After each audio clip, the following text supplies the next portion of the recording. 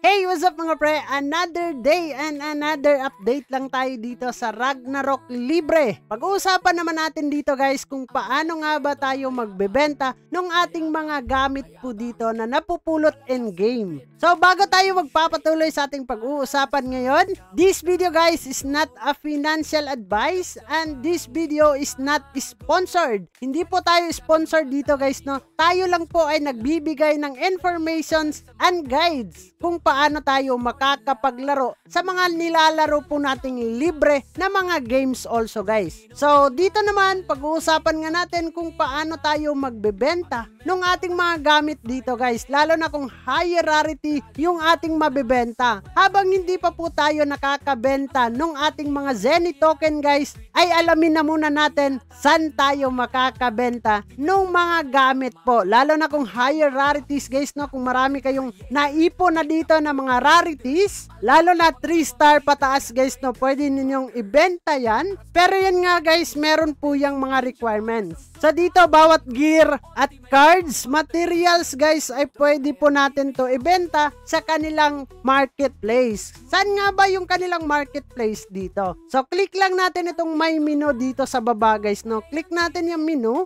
and then makikita po natin itong exchange. Guys, before pala tayo makakapagbenta dito ay need muna natin ma-reach yung level ng requirements nila bago tayo makakapasok at makakapagbenta po nito. So dito tayo sa exchange guys, and then meron po dyang dalawang exchange, Kafra Exchange Shop at saka dito sa marketplace. So focus muna tayo dito sa marketplace guys. So click po natin itong marketplace. Pwede po tayong mag-purchase dyan ng gear, cards, and materials also. So marami po yung binebenta po dyan guys, no? Pwede po natin yan bilhin kung meron po tayong enough na Zenny token po dito. So sa akin guys, nasa bow po ako ngayon. So pwede ko pong ibenta kung ano yung nandun sa akin, no, na mga ginagamit ko din. So pag once tayo ay nagbenta naman, dito naman tayo sa sell, and then makikita po natin lahat yung ating mga gamit po dito. Yung lahat ng ating gamit po dito guys ay pwede po nating ibenta. Merong mga 3 stars, no? Meron ding pong card, pwede din tayo magbenta dyan, and then also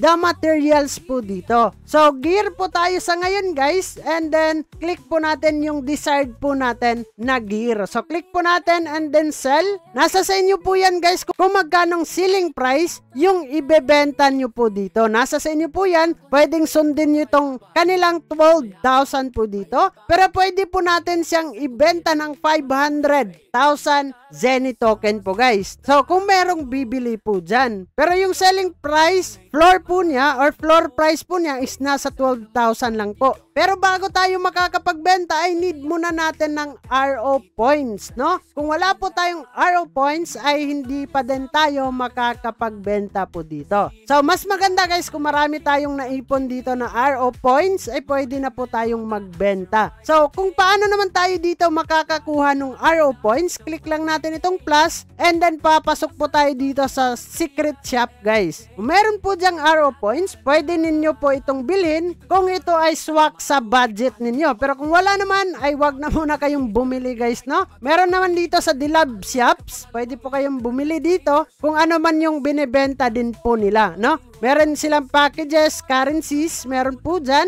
It depends sa inyo guys kung ano po yung bibilhin ninyo dito. This is not a financial advice naman, lalo na kung meron talaga tayong igagastos, wag na po nating bilhin po yan, no? Doon lang po tayo sa libre-libre dahil dito naman tayo nakafocus sa mga free-to-play lamang. So yun lang naman yung ating pag-uusapan guys, no, as of now, na kung paano tayo makakapagbenta ng mga gamit po natin. So bago natin tatapusin ang video na to, kung bago ka lang dito sa ating YouTube channel ay huwag kalimutang mag-click subscribe and click the notification bell para ma-update at ma-aware ka sa mga panibago po nating i-upload na video. So this is me, Dong Ian TV. Mag-ingat kayong lahat. Diyan na muna kayo and bye-bye! Games, lalo-lalo na sa web for games.